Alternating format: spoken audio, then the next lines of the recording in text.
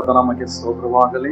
ಕರ್ತನು ನಿಮ್ಮ ಜೀವಿತದಲ್ಲಿ ಪ್ರತಿದಿನವೂ ತನ್ನ ವಾಗ್ದಾನಗಳಿಂದ, ತನ್ನ ಮಾತುಗಳಿಂದ ನಿಮ್ಮನ್ನ ಬಲಪಡಿಸಿ ಅದ್ಭುತಗಳಿಂದ ಬಿಡುಗಡೆ ಮಾಡುತ್ತಾ ಬರುತ್ತಿರುವುದಕ್ಕೆ ದೇವರಿಗೆ ಕೋಟಿ ಕೋಟಿ ಸ್ತೋತ್ರಗಳ ಸಮರ್ಪಣೆ ಮಾಡುತ್ತೇನೆ. ಈ ದಿನವೂ ಕರ್ತನು ನಿಮ್ಮೊಟ್ಟಿಗೆ ಒಂದು ವಾಕ್ಯವನ್ನು ಮಾತನಾಡಲಿಕ್ಕಿದ್ದಾರೆ. ತನ್ನ ಹೃದಯದ ಒಂದು ವಾಗ್ದಾನವನ್ನ ಮಾತನಾಡಲಿಕ್ಕಿದ್ದಾರೆ. ಯೆಶಾಯ 43:1 ಯೆಹೋವನು ಹೀಗನ್ನುತ್ತಾನೆ, ಭಯಪಡಬೇಡ, ನಾನು ನಿನ್ನನ್ನು ವಿಮೋಚಿಸಿದೆನಲ್ಲ.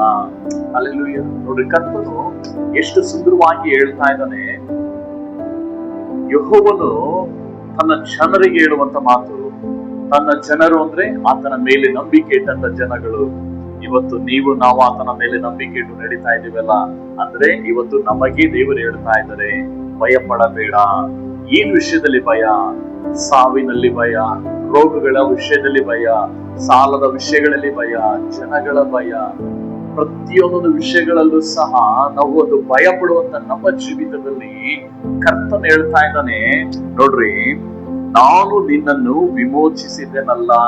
ಕರ್ತನು ನಿನ್ನ ಎಲ್ಲಾ ರೋಗಗಳಿಂದ, ನಿನ್ನ ಎಲ್ಲಾ ಸಾಲಗಳಿಂದ, ನಿನ್ನ ಎಲ್ಲಾ ಸಮಸ್ಯೆಗಳಿಂದ, ನಿನ್ನ ಎಲ್ಲಾ ಸಂಕಷ್ಟಗಳಿಂದ ಕರ್ತನು ನಿನ್ನನ್ನ ವಿಮೋಚನೆ ಮಾಡಿದ್ದಾನೆ. ಹಲ್ಲೆಲೂಯಾ. ಈ ವಾಕ್ಯವನ್ನ ನೀನು ನಂಬುವಾಗ ನಿನ್ನ ಜೀವಿತದಲ್ಲಿ ದೊಡ್ಡ ಅದ್ಭುತ ಉಂಟಾಗ್ತದೆ. ಯಾಕೆಂದರೆ ವಾಕ್ಯವನ್ನ ನಂಬಿ ಪ್ರಾರ್ಥಿಸುವವನು, ವಾಕ್ಯವನ್ನ, ದೇವರ ಮಾತುಗಳನ್ನ ನಂಬುವವನ ಜೀವಿತ, ಆತನು ನೆನೆಸದಂತಹ ದೊಡ್ಡ ಅದ್ಭುತವು ಅವನ ಜೀವಿತದಲ್ಲಿ ನಡೀತದೆ. ಪ್ರಿಯ ಸಹೋದರ ಸಹೋದರಿ, ಇವತ್ತು ಕರ್ತನು ನಿನಗೆ ಮಾತು ಕೊಡ್ತಾ ಇದ್ದಾನೆ, ನನ್ನ ಮಗನೇ, ನನ್ನ ಮಗಳೇ, ನೀನು ಭಯಪಡಬೇಡ. ನೀನು ಯಾವ ವಿಷಯದಲ್ಲಿ ಭಯ ಪಡ್ತಾ ಇದೀಯಾ? ಕೆಲಸದ ವಿಷಯದಲ್ಲಿ ಭಯ ಪಡ್ತಾ ಇದೀಯಾ? ಜನಗಳ ವಿಷಯಗಳಲ್ಲಿ ಭಯ ಪಡ್ತಾ ಇದೀಯಾ? ಇಲ್ಲ ಸಾವಿನ ವಿಷಯದಲ್ಲಿ, ರೋಗದ ವಿಷಯಗಳಲ್ಲಿ, ಸಂಕಷ್ಟಗಳ ವಿಷಯಗಳಲ್ಲಿ, ಯಾವುದೇನ ಸಮಸ್ಯೆಗಳು, ಯಾವ್ಯಾವ ವಿಷಯಗಳಲ್ಲಿ ನೀನು ಭಯ ಪಡ್ತಾ ಇದೆಯೋ, ಭಯಪಡಬೇಡ ಎಂಬುದಾಗಿ ಕರ್ತನೇ ಹೇಳ್ತಾ ಇದ್ದಾನೆ. ನಾನು ನಿನ್ನನ್ನು ವಿಮೋಚನೆ ಮಾಡಿದ್ದೀನಿ. ಕರ್ತನು ಎಲ್ಲ ವಿಷಯಗಳಿಂದ ನಿನ್ನನ್ನು ವಿಮೋಚನೆ ಮಾಡಿದ್ದಾನೆ. ನೀನು ನಂಬಿ ನೀನು ಪ್ರಾರ್ಥನೆ ಮಾಡು, ನೀನು ನಂಬಿ ನಿಶ್ಚಿಂತೆಯಾಗಿರು, ನೀನು ನಂಬಿ ನೀನು ಯಾವಾಗಲೂ ಕರ್ತನನ್ನ ಸ್ತುತಿಸು.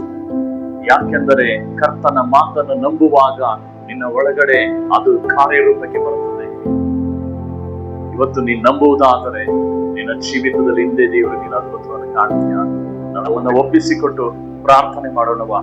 ಕರ್ತನ ಸಮ್ಮುಖದಲ್ಲಿ, ದೇವರೇ, ನಮ್ಮನ್ನ ನೀನು ವಿಮೋಚನೆ ಮಾಡಿದ್ಯಾ, ಅದಕ್ಕಾಗಿ ಸ್ತೋತ್ರ.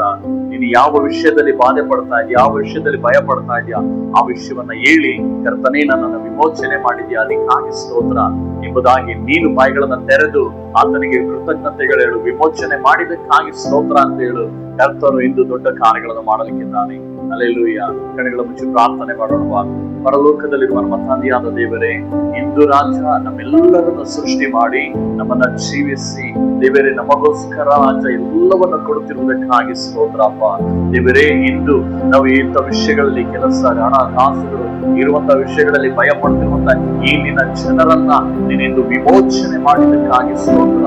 ಎಲ್ಲ ವ್ಯಾಧಿಗಳಿಂದ, ಶತ್ರುವಿನ ಕಾರ್ಯಗಳಿಂದ, ಸೈತಾನನ ಕಾರ್ಯಗಳಿಂದ, ಕೆಲಸದ ಜಾಗದಲ್ಲಿ ತೊಂದರೆ ಪಡಿಸುವಂತ ಜನಗಳಿಂದ ದೇವರೇ ನೀನು ವಿಮೋಚನೆ ಮಾಡಿದಕ್ಕಾಗಿ ಸ್ತೋತ್ರ. ದೇವರೇ, ಈಗಲೇ ನಿನ್ನ ಪರಲೋಕದ ಬೆಂಕಿ ದೇವರೇ ಇವರ ಶತ್ರುಗಳ ಮೇಲೆ, ಇವರನ್ನ ಬಾಧಿಸುವಂತವರ ಮೇಲೆ, ಬಾಧಿಸುವ ಕಾರ್ಯಗಳ ಮೇಲೆ ನೀನು ನಿನ್ನ ಶಕ್ತಿ ಬಿಡುಗಡೆ ಆಗೋದಕ್ಕಾಗಿ ಸ್ತೋತ್ರ. ಇಂದು ಸಂಪೂರ್ಣವಾಗಿ ಇವರನ್ನ ವಿಮೋಚನೆ ಮಾಡಿದಕ್ಕಾಗಿ ಸ್ತೋತ್ರ. ಯೇಸುವಿನ ನಾಮದಲ್ಲಿ ಪ್ರಾರ್ಥಿಸುತ್ತೇನೆ. ಆಮೆನ್.